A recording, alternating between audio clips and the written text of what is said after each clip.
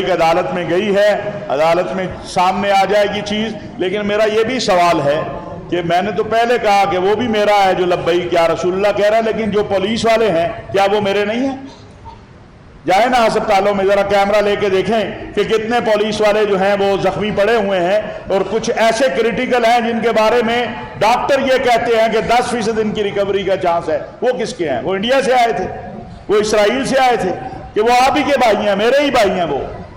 تو میری گزارش یہ ہے کہ ہمیں دونوں طرف کی بات کرنی چاہیے، زیادتی کسی کو نہیں کرنی چاہیے، ہمیں بھی نہیں کرنی چاہیے، جذبات میں آ کے کسی کو بھی یہ کام نہیں کرنا چاہیے.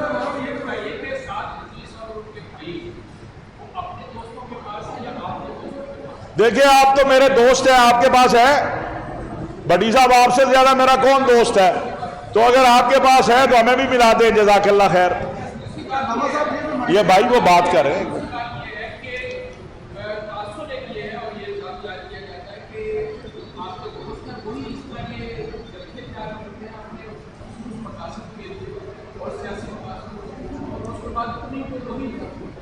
بات یہ ہے تحریک لبیک کا قیام ایک حادثے کے نتیجے میں ہوا.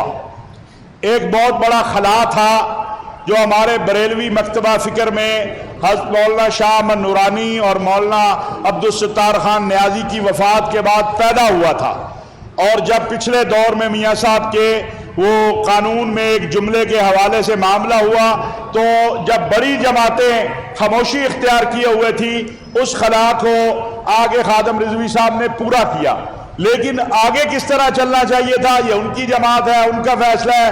ہم یہ سمجھتے ہیں کہ یہ جو متشددانہ مظاہروں میں اور جلوسوں میں عمل ہوا ہے، جتنی بھی آپ تفصیل نکال لیں، ہزاروں کی تعداد میں پچھلے 3-4 سالوں میں پولیس والے زخمی ہوئے، دوسری طرف سے بھی اسی طرح کا حال ہے.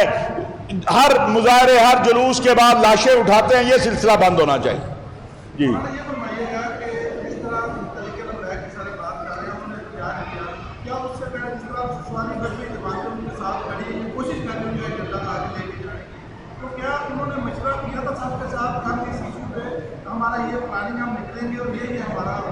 نہیں میں جی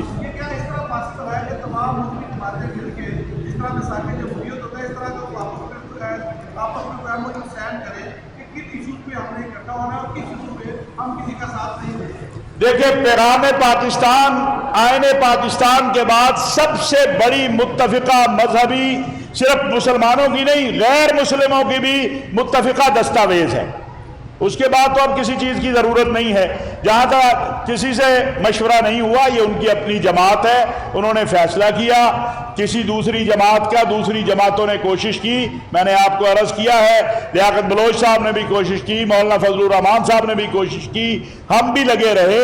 ہر ایک کی کوشش تھی کہ یہ تصادم نہ ہو، یہ نقصان نہ ہو. ان کی جماعت کے بھی لوگوں کی کچھ کی ہوگی کوشش کہ یہ تصادم نہ ہو.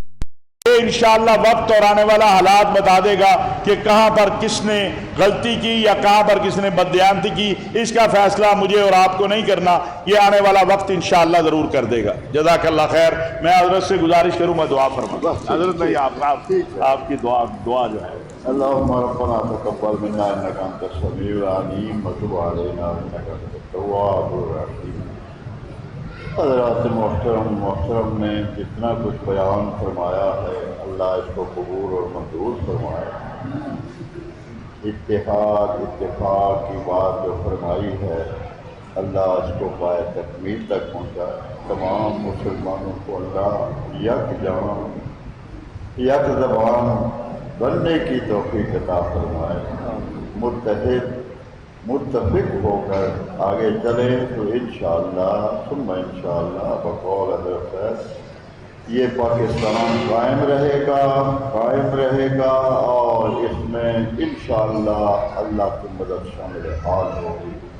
نفوض امرنا الی اللہ ان اللہ بشیر بالعباد وصلی اللہ تعالی علی حبیبہ محمد وآلہ وصحبہ.